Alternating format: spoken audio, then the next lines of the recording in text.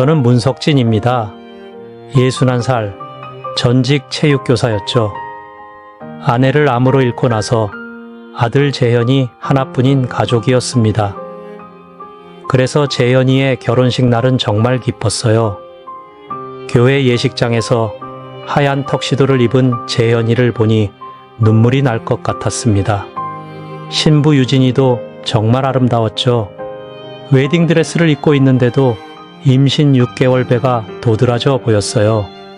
손님들이 축하 인사를 건네며 애기 아빠가 되는 거네요 하고 웃어주셨습니다. 아버지 정말 감사합니다. 재현이가 제게 인사를 드릴 때 목소리가 떨렸어요. 아이는 어머니가 돌아가신 후로 한동안 우울해했거든요. 그런데 유진이를 만나고 나서 밝아졌죠. 저도 덩달아 마음이 편해졌습니다. 식이 끝나고 피로 연장으로 이동했어요. 신혼부부가 하객들에게 인사를 돌고 있었는데 갑자기 재현이 얼굴이 창백해지더군요.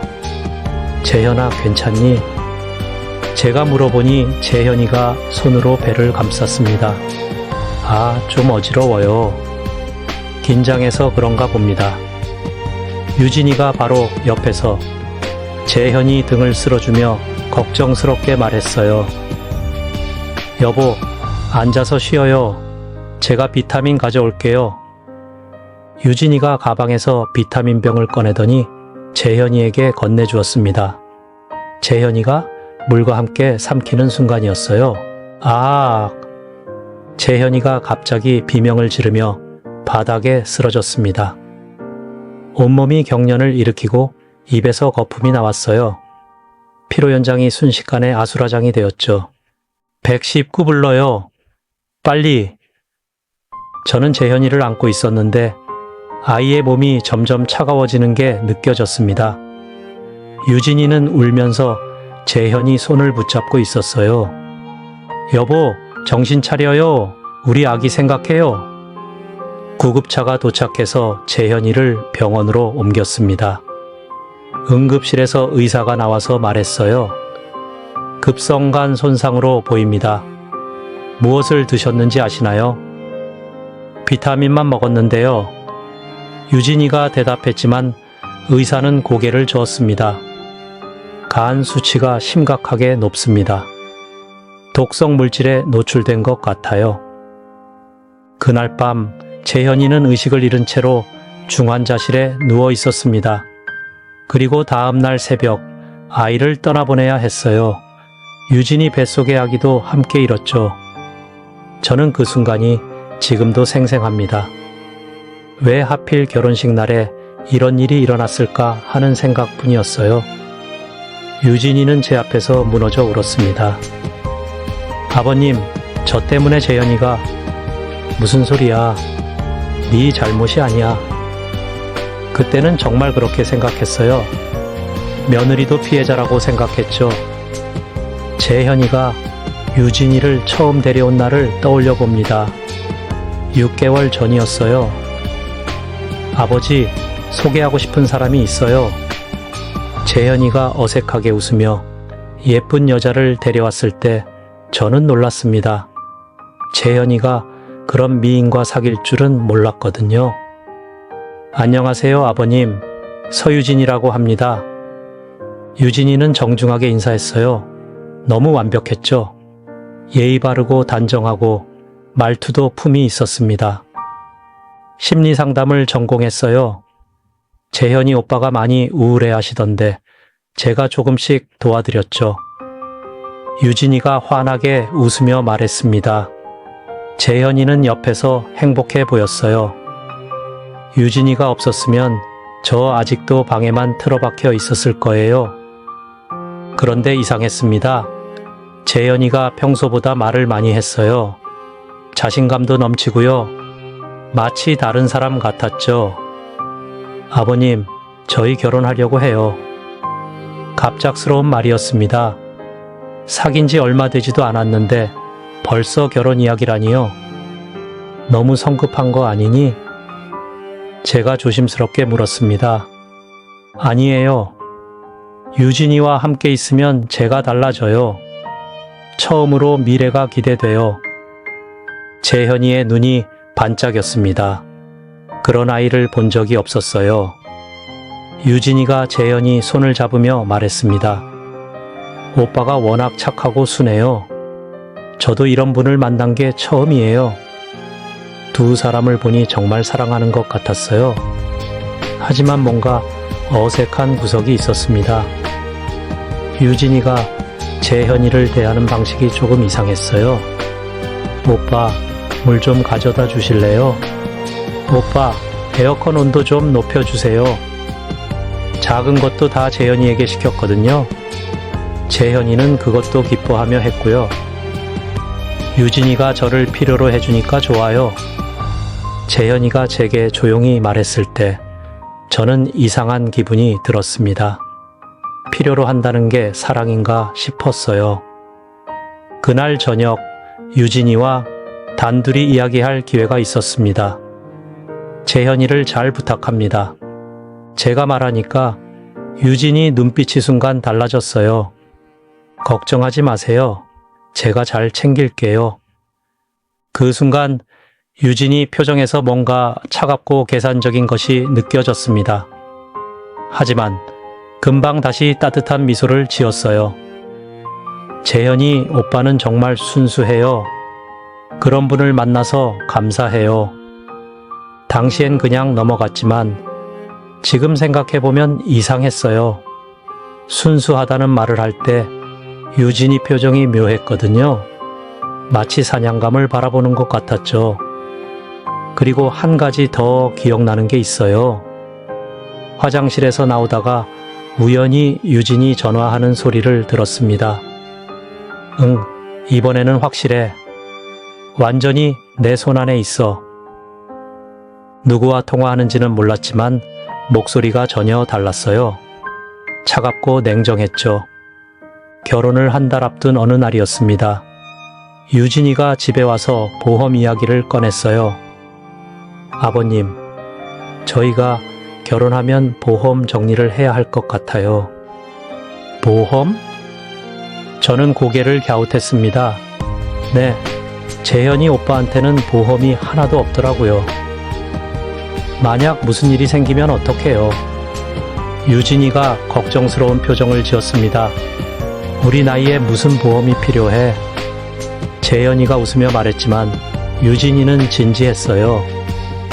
오빠, 이제 아기도 생길 텐데 생각해봐야죠. 제가 알아본 상품이 있어요. 유진이가 가져온 보험, 약관을 보니 보장 금액이 컸습니다.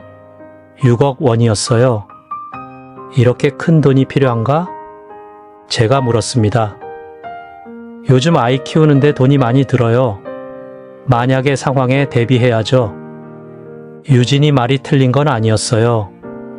하지만 뭔가 석연치 않았습니다. 보험료가 너무 비싸지 않을까? 걱정 마세요. 제가 계산해 봤는데 충분히 낼 수 있어요. 유진이가 자신 있게 말했어요. 재현이도 유진이 말에 따르겠다고 했고요. 그런데 며칠 후 재현이 컴퓨터를 쓰다가 잠깐 자리를 비웠을 때 화면에 이메일이 켜져 있었어요. 지워주려고 했는데 제목이 이상했습니다. 건강보조식품 특가, 간 기능 개선 효과. 발신자는 모르는 주소였고 이메일 내용에는 수상한 사이트 링크가 있었어요. 그런데 이 메일을 받은 사람이 재현이가 아니라 유진이었습니다. 재현이 이메일로 전달받은 거였죠.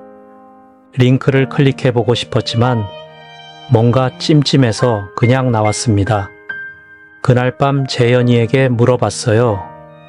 유진이가 너한테 건강보조식품 뭐 추천했니? 아, 그거요? 비타민이요. 유진이가 제 몸이 약해 보인다고 챙겨주더라고요. 재현이가 대수롭지 않게 말했습니다. 어떤 비타민인데? 잘 모르겠어요. 유진이가 다 알아서 해주니까요. 그 순간 불안한 생각이 들었어요. 왜 유진이가 직접 구매하지 않고 수상한 사이트에서 주문하는 걸까요? 그리고 또 하나, 보험금 이야기를 처음 꺼낸 사람도 유진이었어요. 신부가 그런 현실적인 이야기를 먼저 하는 게 이상하지 않나 싶었죠. 하지만 재현이가 워낙 행복해해서 괜한 걱정이라고 생각했습니다. 유진이도 임신한 상태였으니까 당연히 미래를 걱정하는 거라고 여겼어요. 지금 생각해보면 그때 더 파고들었어야 했습니다.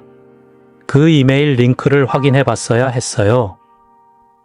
하지만 그때는 며느리를 의심한다는 게 죄스러워서 그냥 넘어갔죠. 아버지, 유진이 덕분에 제가 많이 달라졌어요. 이제 미래가 기대돼요.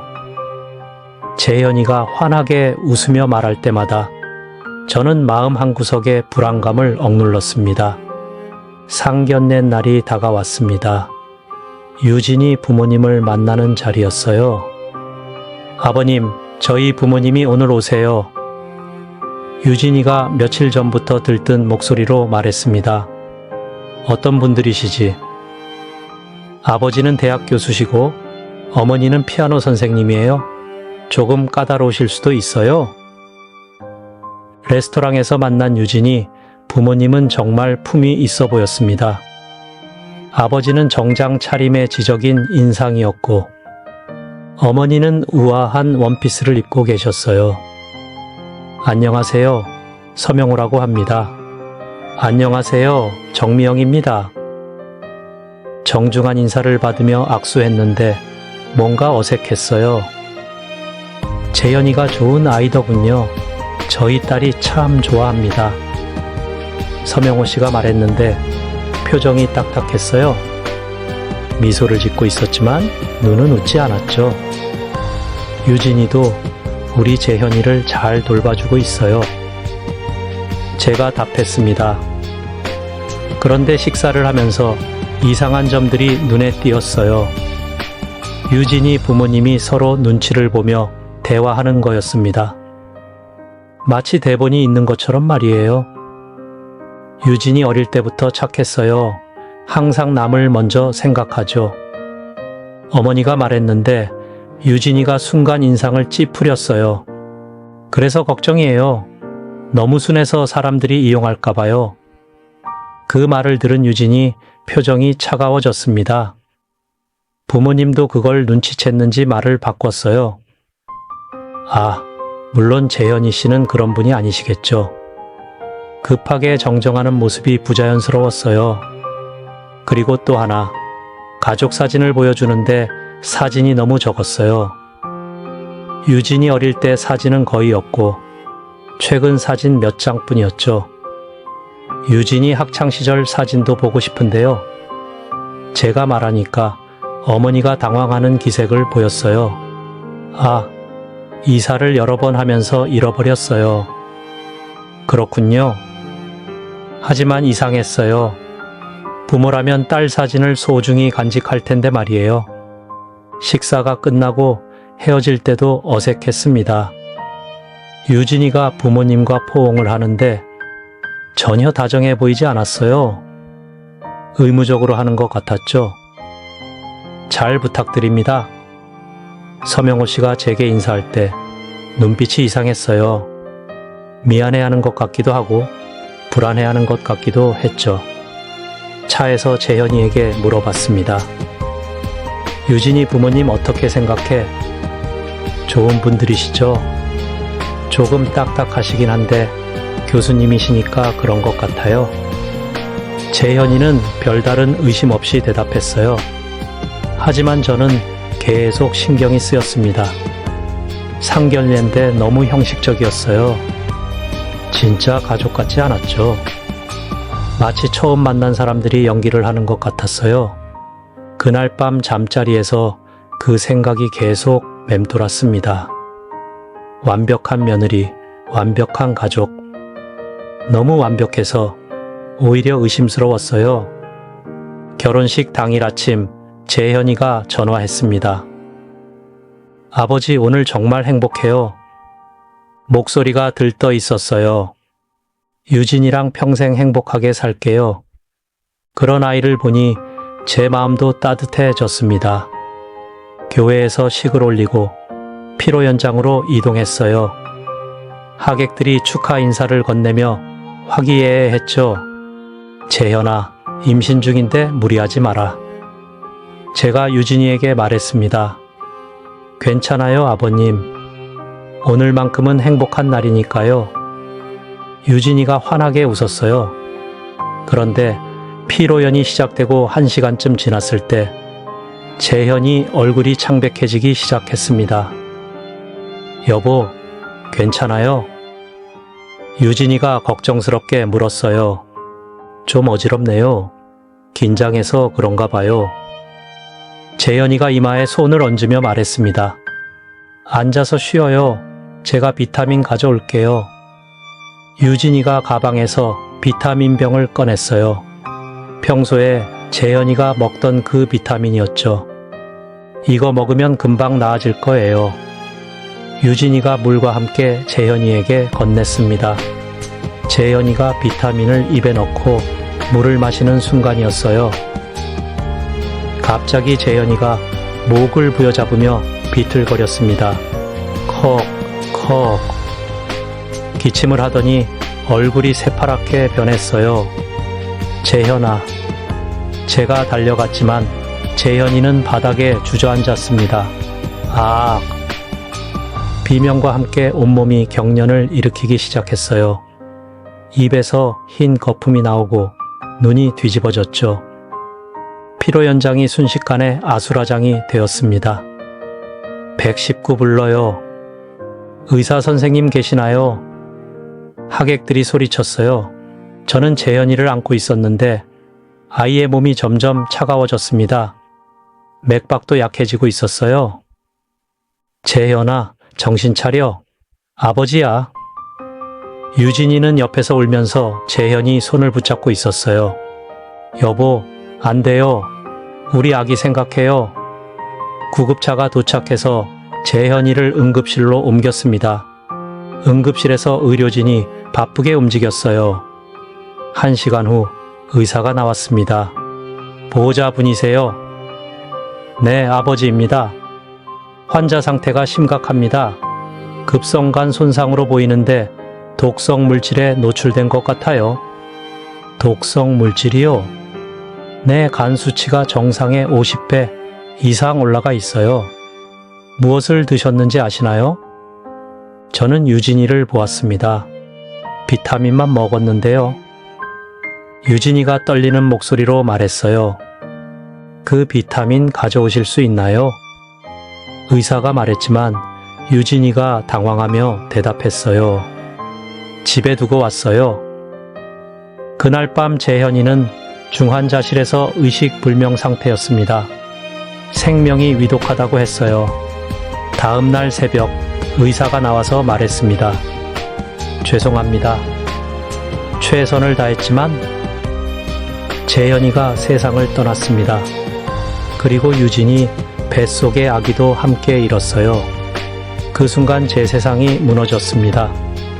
장례식장에서 3일을 보냈습니다. 유진이는 계속 울고 있었어요. 아버님, 다 제 잘못이에요.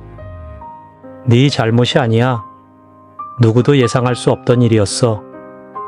저는 유진이를 위로했습니다. 그 애도 피해자라고 생각했거든요. 그런데 장례식 다음 날 유진이가 이상한 말을 했어요. 아버님, 화장을 서둘러야 할 것 같아요.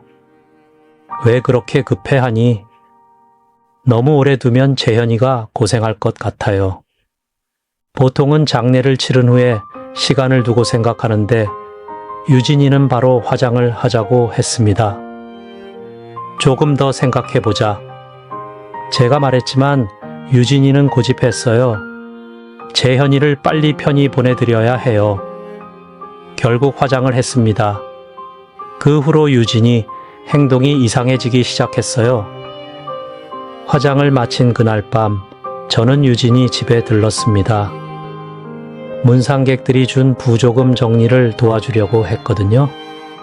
그런데 유진이가 전화를 받는 소리를 우연히 들었어요. 응, 끝났어. 이제 6억만 기다리면 돼.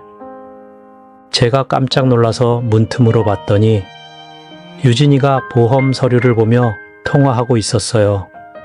생각보다 쉬웠어. 의심하는 사람도 없고 차가운 목소리였습니다. 평소 유진이와는 전혀 다른 사람 같았어요.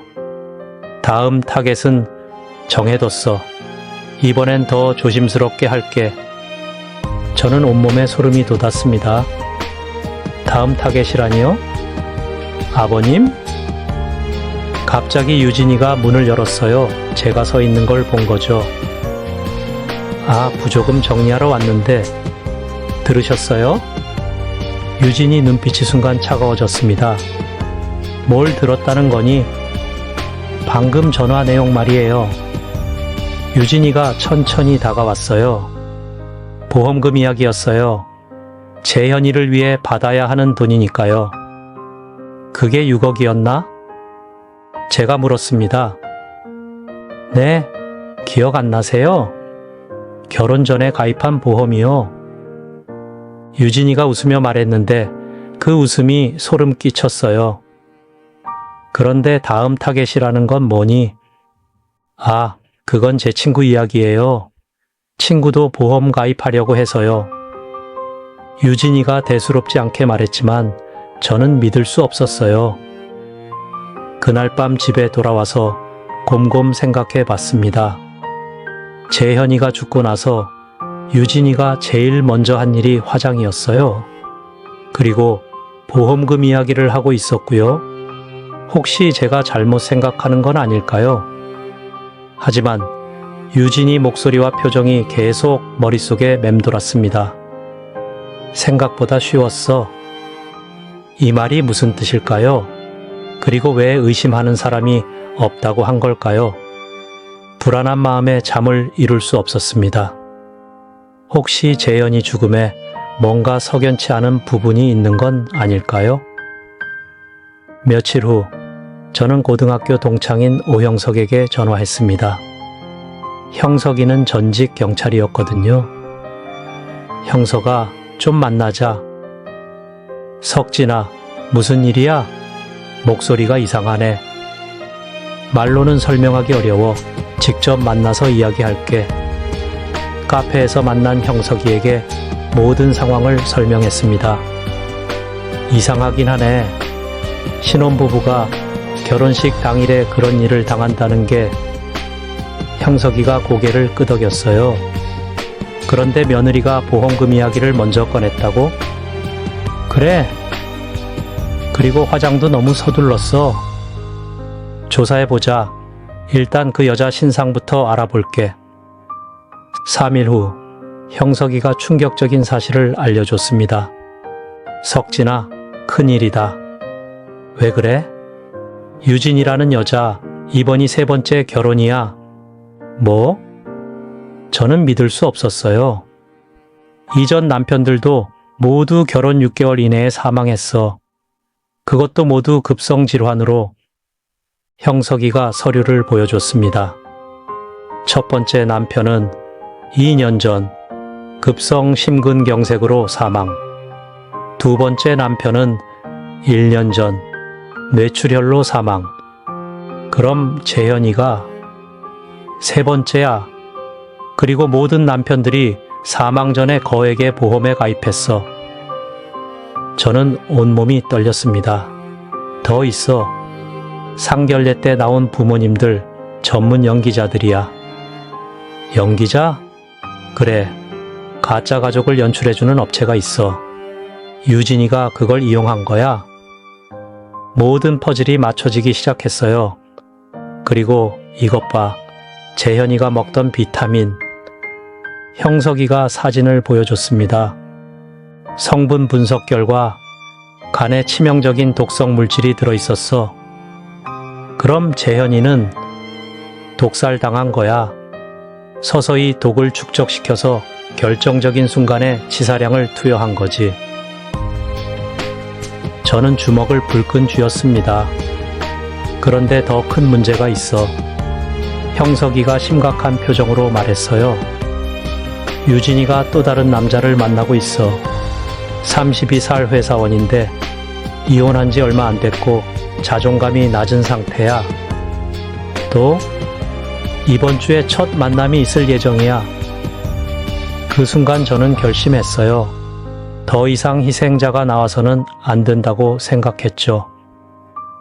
형서가 도와줘. 반드시 잡아야 해. 그럼 다른 피해자 가족들도 찾아봤어. 함께 힘을 합치자. 이전 남편들의 가족을 만났습니다. 모두 저와 같은 심정이었어요. 저희 아들도 순했어요. 유진이가 접근하기 쉬웠을 거예요. 첫 번째, 희생자의 어머니가 울며 말했습니다. 우리 아들은 이혼 후 우울증이 있었거든요. 유진이가 심리상담사라고 해서 믿었어요. 두 번째 희생자의 아버지도 분노에 차 있었습니다. 우리는 경찰과 함께 함정 수사를 계획했어요. 유진이가 새로운 타겟과 만나는 날, 우리는 준비를 마쳤습니다. 카페에서 유진이와 새로운 남자가 만나는 모습을 지켜봤어요.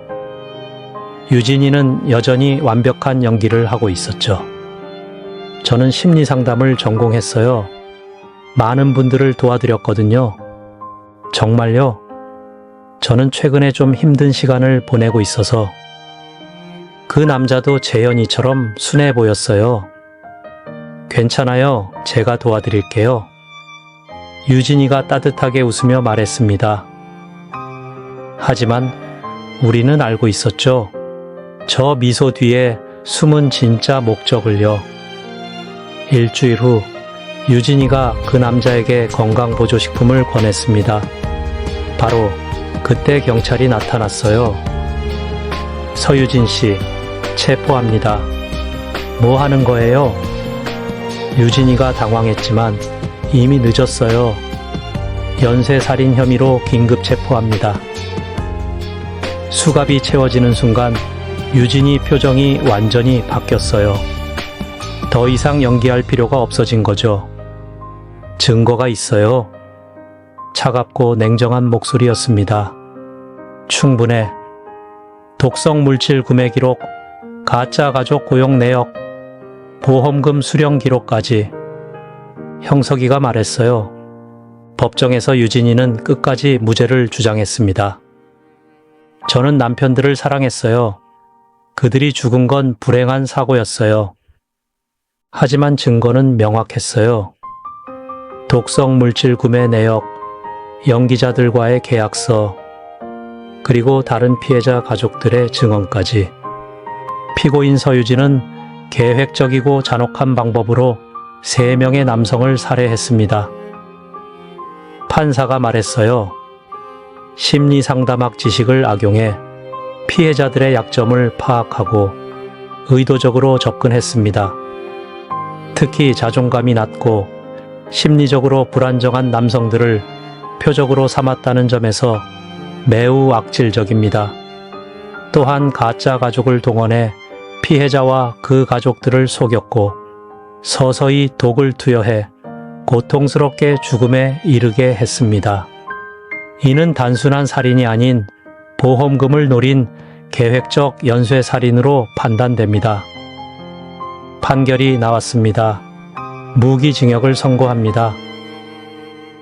법정에서 유진이와 눈이 마주쳤어요. 여전히 차가운 눈빛이었죠.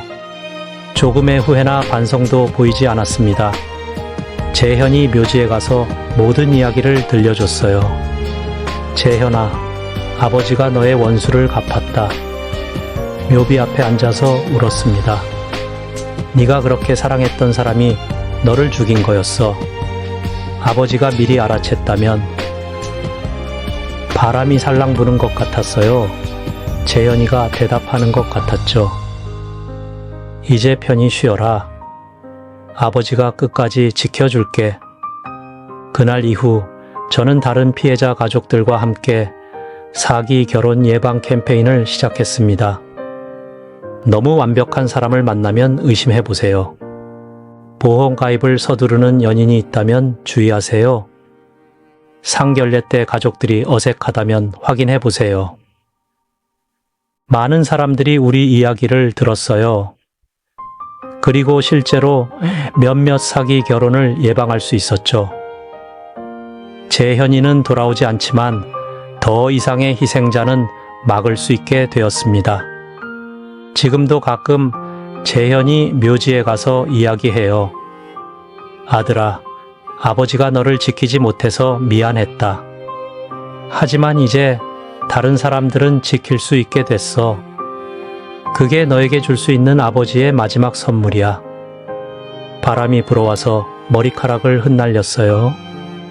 재현이가 괜찮다고 말해주는 것 같았습니다. 유진이는 감옥에서 무기징역을 살고 있어요. 다시는 누구도 속일 수 없게 되었죠. 그리고 저는 매일 재현이를 생각하며 살고 있습니다. 아이를 지키지 못한 죄책감과 함께 정의를 실현했다는 작은 위안도 함께요. 사랑이라고 믿었던 것이 사실은 치밀한 계획된 살인이었다는 진실. 그 진실을 밝혀내는 것이 아버지로서 할 수 있는 마지막 일이었습니다. 재현아, 이제 정말 편히 쉬어도 돼.